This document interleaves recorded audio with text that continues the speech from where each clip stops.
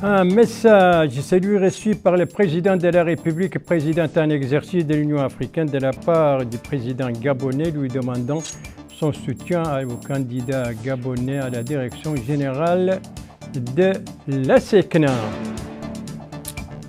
Une réunion, celle du comité ministériel chargé du pilotage et de la mise en œuvre de la stratégie nationale de lutte contre la corruption. Ça, c'était hier sous la présidence du Premier ministre. Une sortie, celle de la 5e promotion d'officiers de marine de l'Académie navale. Cérémonie qui s'est déroulée ce matin à Nouadhibou sous la supervision du ministre de la Défense nationale.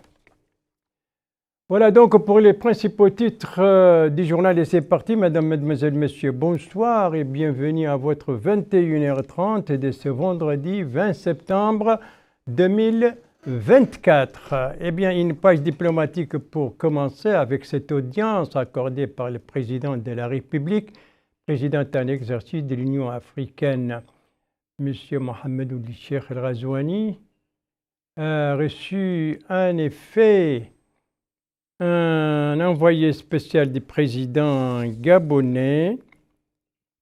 Cet envoyé spécial, c'est le ministre des Transports, de la Marine marchande et de la mer. Il est porteur d'un message de son président. Et la rencontre, vous allez le voir, s'est déroulée donc en présence du ministre chargé du cabinet du président de la République et du ministre de l'Équipement et des Transports. Alors, je parlais de ce message, sur quoi porte-t-il? Éléments de réponse donc, qui ont été donnés par l'émissaire gabonais. C'était au cours d'une déclaration à la presse à l'issue de l'audience. Je viens du Gabon, je suis l'émissaire du général Brice Clotaire Oligui Nguema, président de la République gabonaise, qui m'a mandaté pour venir discuter avec son homologue président de la Mauritanie pour ce qui est de l'élection prochaine du directeur général de la SECNA, donc l'Agence Sécurité et Navigation Aérienne. Et il est question donc de conduire une élection le 27 septembre à Dakar, élection qui va consacrer le nouveau directeur général, et le Gabon a une candidature que nous croyons être la bonne, mais seulement il y a des candidats et il faut des soutiens. Nous sommes ici donc en Mauritanie pour requérir le soutien du chef de l'État mauritanien afin de nous aider à faire voter, à faire passer le candidat du Gabon que nous pensons le meilleur. Et nous avons discuté avec le chef de l'État qui m'a donné beaucoup de conseils, des conseils avec mon homologue aussi, ministre des Transports de Mauritanie, parce que nous pensons que la SECNA a besoin de réformes, comme le disait d'ailleurs le chef de l'État lui-même tout tantôt à l'audience. Et nous allons mettre en pratique ensemble toutes ces questions, tous ces conseils, orientations qu'il nous a donnés, pour que véritablement cette agence puisse remonter, retrouver à un certain niveau, notamment au niveau de la formation, de la technologie. Donc voilà un peu ce qui a constitué l'ossature de notre entretien avec le chef de l'État. Voilà donc le Gabon, vous l'avez entendu, demande donc le soutien du président de la République, président en exercice de l'Union africaine, pour son candidat, le candidat gabonais à la direction générale de la SECNA, et l'élection donc aura lieu la semaine prochaine, donc le 27 septembre à Dakar. Et c'était l'objet donc de la visite de cet envoyé spécial, porteur d'un message de son président. Après la diplomatie, la politique intérieure. La politique intérieure avec d'abord 2 réunions présidées par le Premier ministre, et toutes deux, c'était hier. La première de ces réunions, c'était celle du comité ministériel chargé du pilotage et de la mise en œuvre de la stratégie nationale de lutte contre la corruption. Précision avec Bokar Baïleba. Au début de la réunion, le Premier ministre, M. Mokhtar Ndiaye, a souligné l'importance de la lutte contre la corruption dans le programme du président de la République, M. Mohamed Ould Cheikh El Ghazouani, et sa grande importance dans la politique générale du gouvernement. Il a mis en relief le rôle que le comité de surveillance jouera en assurant le suivi et la mise en œuvre des stratégies pertinentes, le programme de bonne gouvernance, la prévention et la détection de la corruption, l'instauration d'une culture anticorruption dans les différents domaines où ce fléau est susceptible de faire irruption et le renforcement des systèmes et des mécanismes dans les différents secteurs. À la fin de la réunion, le Premier ministre a demandé aux organes de contrôle de préparer des rapports périodiques à soumettre au comité pour assurer le suivi de la mise en œuvre des différentes composantes de la stratégie nationale anticorruption 2023-2030. Commentant les résultats de cette réunion, le ministre de l'économie et des finances, Sid Ahmed El-Bou, a énuméré les mesures nécessaires en vertu de 5 décisions de base. La stratégie nationale de lutte contre la corruption et la thématique de lutte contre la corruption constituent la pierre angulaire de la politique et de la vision de son Excellence le Président de la République, Mohamed Ould-Cheikh Ghazouani. Cette vision a été plébiscitée par le peuple mauritanien lors de l'élection présidentielle du juin passé et l'attachement de son Excellence et de son gouvernement dans le cadre tel qu'a été exprimé dans la déclaration de politique générale du gouvernement. Alors l'attachement à cette thématique de lutte contre la corruption et exprime un message fort et envoie un message fort au peuple mauritanien, à l'élite mauritanienne, aux gestionnaires de la chose publique en Mauritanie, mais également aux partenaires mauritaniens, aux partenaires de la Mauritanie en matière de développement et aux investisseurs qui opteraient pour choisir notre pays comme destination de leur investissement. On ne peut pas gagner notre pari de développement si on n'avance pas sur le chemin de la lutte contre la corruption et la lutte contre la gabegie. Si on n'avance pas sur le chemin de la moralisation de la vie publique. Donc c'est pourquoi son Excellence Président de la République a instruit le gouvernement et le gouvernement s'attache aujourd'hui à déployer les gros moyens, aussi bien sur le plan institutionnel, sur le plan législatif, sur le plan réglementaire, mais sur le plan aussi des mesures opérationnelles pour opérationnaliser cette lutte contre la corruption. La décision qui a été, ou les décisions qui ont été prises à la suite de cette réunion consistent essentiellement à l'accélération du processus de rédaction de projets de loi sur la déclaration du patrimoine et les différentes voies et moyens de contrôler ces déclarations, le bien fondé et le suivi. L'autre décision porte essentiellement sur l'opérationnalisation et l'optimisation du travail des organes de contrôle et la nécessité de la coordination entre l'inspection générale d'État et l'inspection générale des finances au niveau du contrôle administratif, le renforcement de la Cour des comptes bien sûr, et l'accélération de la rédaction de textes régissant l'Agence nationale de lutte contre la corruption. Et c'est cette agence qui a été annoncée par son Excellence le Président de la République dans son programme proposé aux Mauritaniens. Et donc, cette agence prendra forme très rapidement, le plus rapidement possible, et les textes régissant cette agence avec l'ensemble des pouvoirs et prérogatives qui vont être confiés à cette agence, ce texte sera disponible le plus rapidement possible et fera l'objet d'une réunion extraordinaire de cet outil de pilotage de la stratégie nationale de lutte contre la corruption. Pour sa part, l'inspecteur général de l'État, Sidi Mohamed El-Boïda, a indiqué dans une déclaration faite à la même occasion que le comité a demandé l'amendement du décret régissant l'inspection générale de l'État pour assurer la préparation et la publication d'un rapport annuel sur ses activités. Et il a ajouté que l'inspection générale de l'État et l'inspection générale des finances étaient chargées de présenter des rapports périodiques sur le contrôle et l'évaluation des performances à chaque réunion de ce comité. Voilà, réunion donc du comité ministériel chargé du pilotage et de la mise en œuvre de la stratégie nationale de lutte contre la corruption. Ça, c'était donc hier, et présidé par le Premier ministre. Le Premier ministre qui a également présidé une autre réunion. Alors, de quelle réunion s'agit-il, Moussa Ndiaye ? Il s'agit d'une réunion avec les coordonnateurs d'un programme de développement sur financement extérieur dans le cadre du suivi effectif de la mise en œuvre des projets de développement national et sur instruction directe de son Excellence, Monsieur le Président de la République, Mohamed Ould-Cheikh Ghazouani. Dans son allocution prononcée pour la circonstance à l'endroit des participants, le Premier ministre a souligné la nécessité d'accélérer le rythme d'exécution des projets qui leur sont confiés afin, dit-il, d'assurer la réalisation des objectifs et de donner des résultats à la mesure des ressources mobilisées.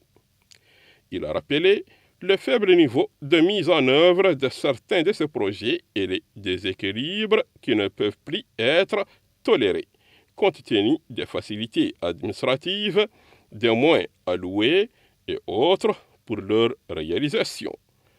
Le Premier ministre a insisté à cette occasion sur le fait qu'il est temps de remédier à cette situation. À l'issue de la réunion, le Premier ministre a instruit les coordonnateurs de programmes de développement pour présenter un résultat rapide. Car, ajoute-t-il, les délais impartis ne permettent plus la complaisance.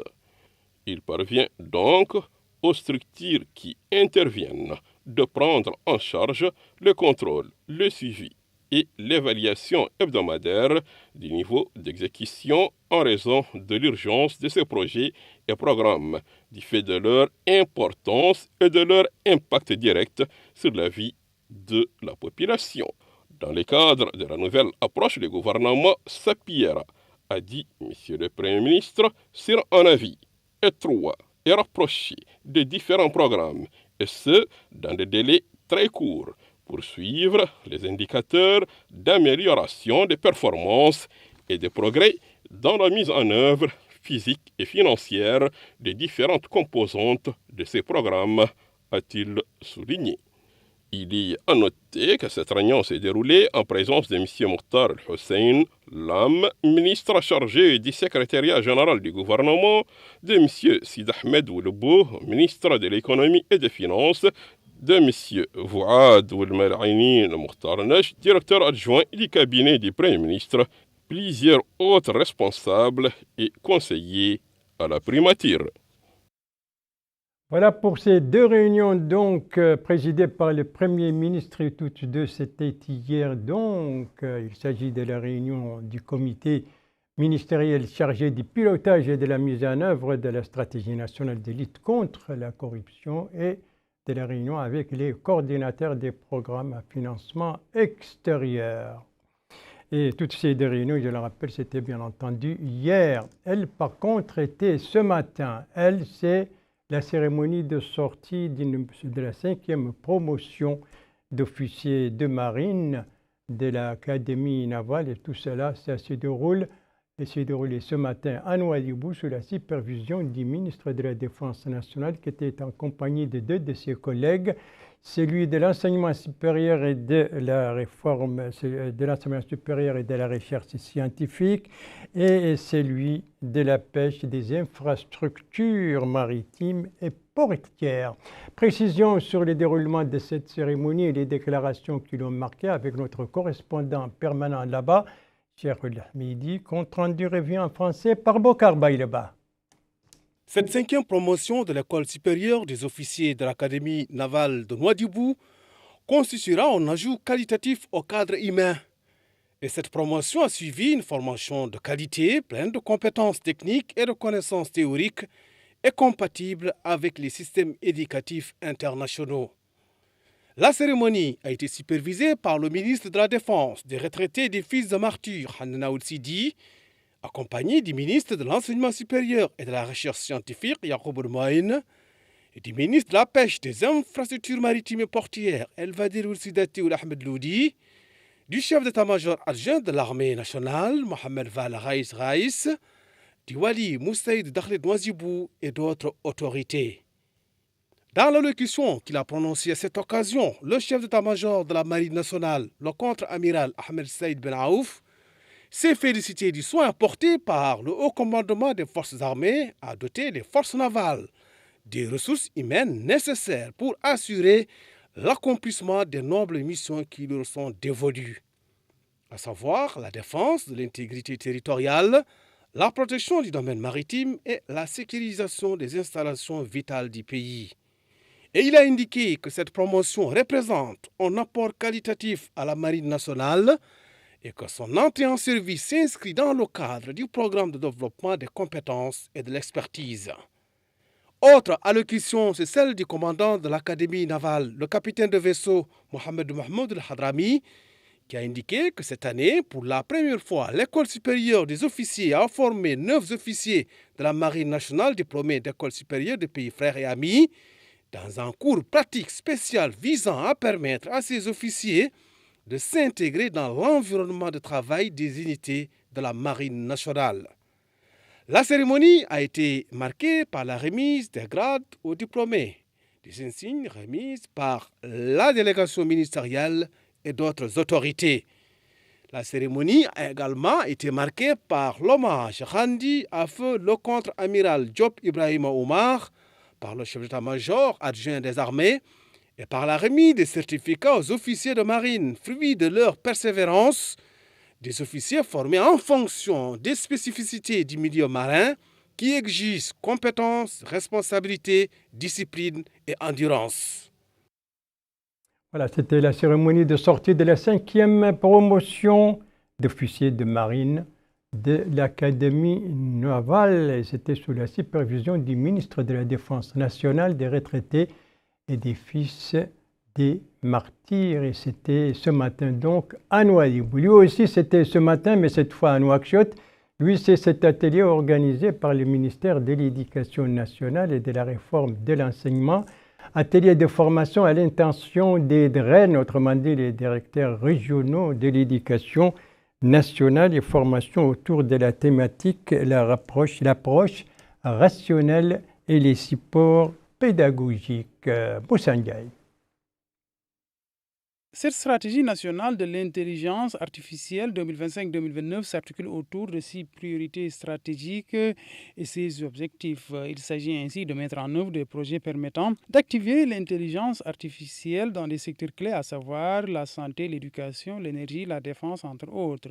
Le ministre de la Transformation numérique et de la modernisation de l'administration, Ahmed Saleh Ould-Bodde, a affirmé que la mise en œuvre de cette stratégie s'inscrit dans le cadre de la vision stratégique du président de la République, qui accorde une importance particulière à ce secteur en tant que pilier essentiel du développement global, durable, de la modernisation de l'administration et de l'inclusion sociale, entre autres. Il a en outre déclaré que le monde connaît actuellement des transformations majeures et l'intelligence artificielle est devenue essentielle pour le développement des sociétés. Les nouvelles technologies de l'information et de la communication peuvent permettre de relever des défis complexes, tels que l'amélioration de l'éducation et des soins de santé, ou bien la réduction de la pauvreté. Dans un pays comme la Mauritanie, qui peut être un pont entre différentes cultures dans une région très fragile, une utilisation responsable et inclusive de l'intelligence artificielle est d'autant plus importante. Je tiens donc à vous féliciter pour la finalisation de cette compréhensive stratégie nationale de l'intelligence artificielle qui place les citoyens mauritaniens au centre.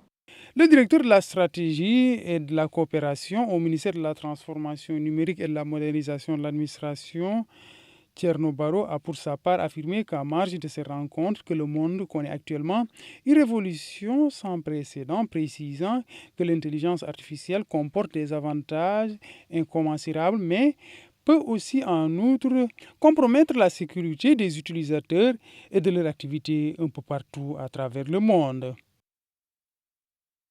Vous l'avez rectifié de vous-même. D'abord, c'était la voix d'Abdoulaye Demba et non de Moussa Ndiaye. Et ensuite, c'était un autre atelier qui n'est pas celui organisé par le ministère de l'Éducation nationale, mais plutôt organisé par le ministère de la Transformation numérique et de la modernisation de l'administration. Atelier donc avec la collaboration, bien entendu, de la coopération allemande. Un atelier sur l'intelligence artificielle. Et nous venons maintenant à cet atelier donc pédagogique organisé par le ministère de l'Éducation nationale et de la réforme du système éducatif, un atelier donc de formation à l'intention des DREN et sur l'approche rationnelle et les supports pédagogiques. Et cette fois, je l'espère, c'est la bonne, c'est Moussa Ndiaye.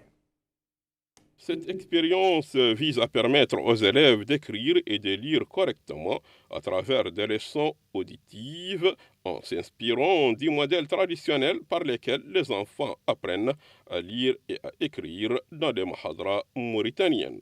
Les participants à cet atelier d'une journée recevront également des présentations de formation sur les leçons modulaires et les moyens de les mettre en œuvre.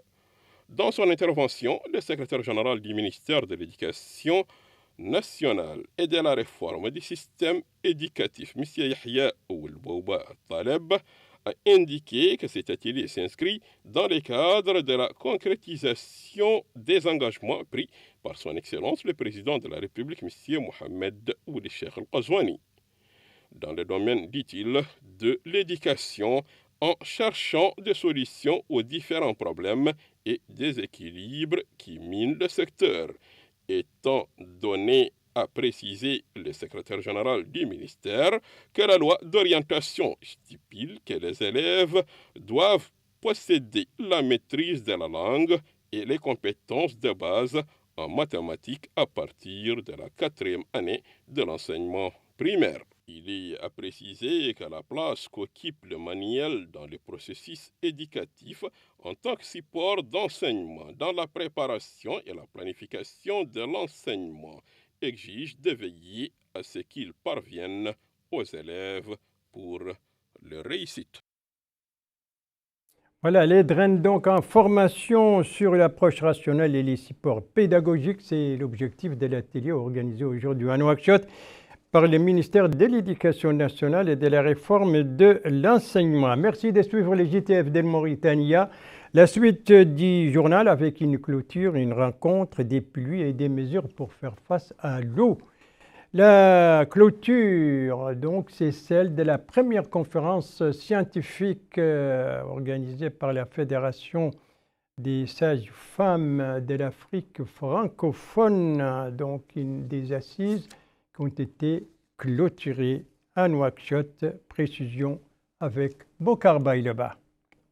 La conférence a permis de travailler ensemble pour unir les efforts et contribuer plus efficacement à l'amélioration de la santé maternelle et infantile sur le continent africain, dans le but de contribuer à la réduction de la mortalité maternelle et néonatale par le renforcement des capacités des sages-femmes.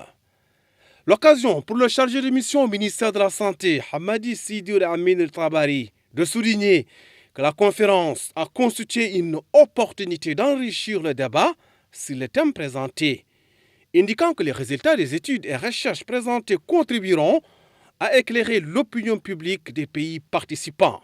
Pour la Fédération des associations de sages-femmes de l'Afrique francophone, les recommandations formulées par les participants à la conférence tournent principalement autour de l'autonomisation de la sage-femme.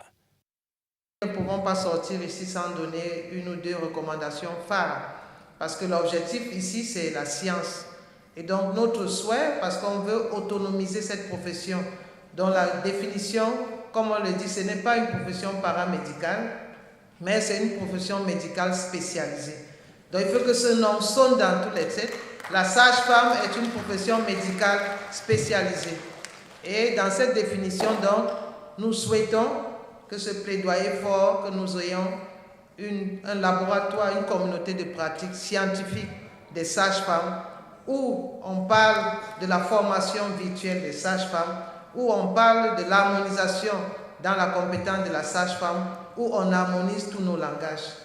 La conférence intervient dans un contexte où la mortalité maternelle et néonatale est une préoccupation en Afrique subsaharienne. Les pays de la région sont ainsi appelés à accélérer le taux annuel de réduction de la mortalité néonatale. La conférence donc scientifique organisée par la Fédération des sages-femmes en Afrique francophone, conférence qui a été clôturée donc à Nouakchott, qui vient d'être clôturée à Nouakchott après 4 jours de débats. Une conférence qui, je le rappelle, était placée sous le patronage de la Première Dame, Madame Dr Mariam Vardel Dar. La rencontre que je vous ai annoncée tout à l'heure, c'est celle entre le président de l'UNPM, l'Union nationale du patronat mauritanien, et des représentants de la Fédération des artistes et musiciens mauritaniens. Dans quel cadre s'inscrit cette rencontre? C'est ce que va nous dire Abdoulaye Demeba.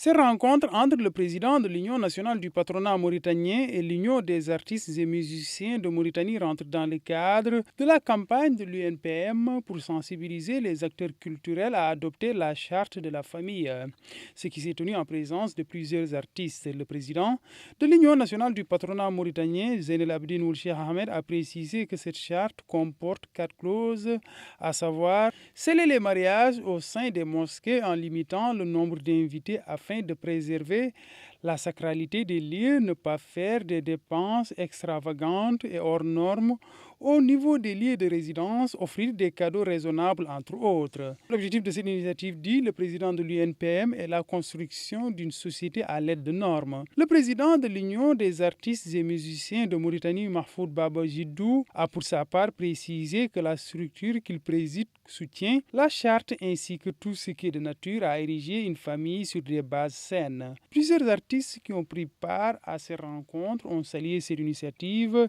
et ont fait part de leur approbation. Voilà donc pour cette rencontre entre l'UNPM et la Fédération des artistes et musiciens de Mauritanie. La pluviométrie à présent, plusieurs wilayas de l'intérieur, précisément 7, ont été arrosées durant les dernières 24 heures. Lesquelles? Eh bien, on va les découvrir ensemble.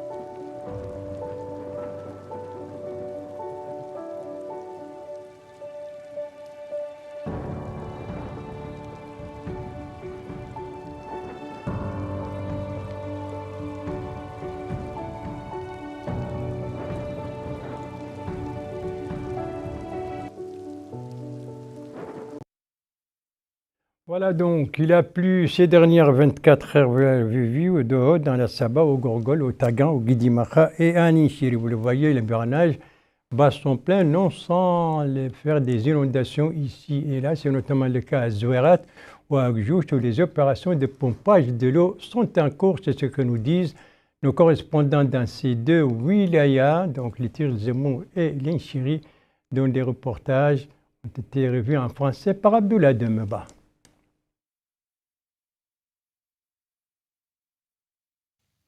Suite aux pluies diluviennes qu'a connu la ville d'Agjouch, le Wali Moussaïd a donné le coup d'envoi du processus de pompage des eaux de pluie au sein des points sensibles des différents quartiers impactés et du marché de la ville. Le Wali de celui-là a précisé que la Moukata a connu 47 mm d'eau de pluie, ce qui, dit-il, a occasionné la stagnation de cette eau au niveau de certains axes de la ville. Il a en outre déclaré qu'ils ont débuté cette opération de pompage en collaboration avec la protection civile et l'Office national d'assainissement. Le maire d'Agjouch a pour sa part affirmé que les équipes sont déployées au sein des zones névralgiques afin de pomper cette eau de pluie qui a été enregistrée hier. Il a par ailleurs souligné que ceux qui sont chargés du pompage ont à leur disposition le matériel nécessaire dans le cadre de cette opération. Les citoyens trouvés sur les lieux ont salué cette opération qui est mise en œuvre par le comité chargé de la gestion des catastrophes. Ils ont tour à tour affirmé que les goudrons et zones impactées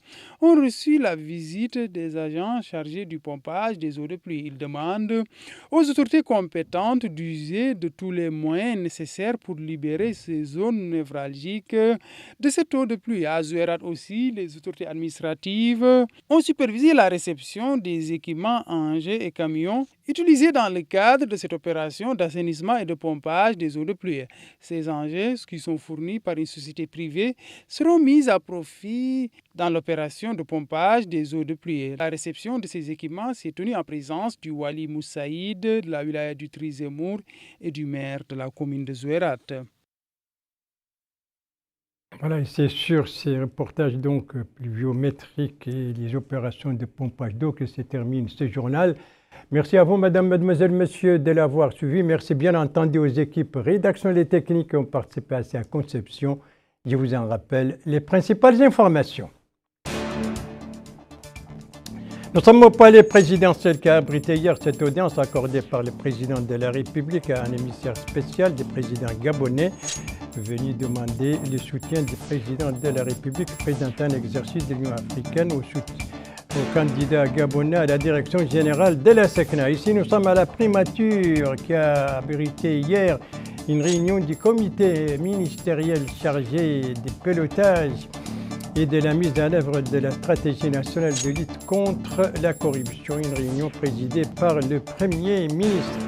Et ici, nous sommes à Nouadhibou qui a abrité ce matin la cérémonie de sortie de la 5e promotion d'officiers de marine de l'Académie navale, une cérémonie présidée par le ministre de la Défense nationale, des retraités et des fils des martyrs. Et puis, je vous signale que juste après ce journal, vous pourrez suivre un programme de Nedouat El Mauritania. C'est à 22h, donc j'ai pris un peu de leur temps, excusez-moi, chers collègues. Nedouat El Mauritania, ce soir, porte sur le développement local et pour cause, puisque vous savez que le mardi dernier, le président de la République a reçu les 15 walis du pays. On n'a pas beaucoup parlé donc du développement local et les invités de cette Nedouat El Mauritania, ce seront 4 justement de ces walis et le débat sera dirigé par mon collègue Saadna Haballah. Quant à moi, il ne me reste plus qu'à vous souhaiter une très très bonne fin de soirée, une très très bonne fin de semaine et à vous donner rendez-vous, Inch'Allah, demain à la même heure, 21h30. Bonsoir.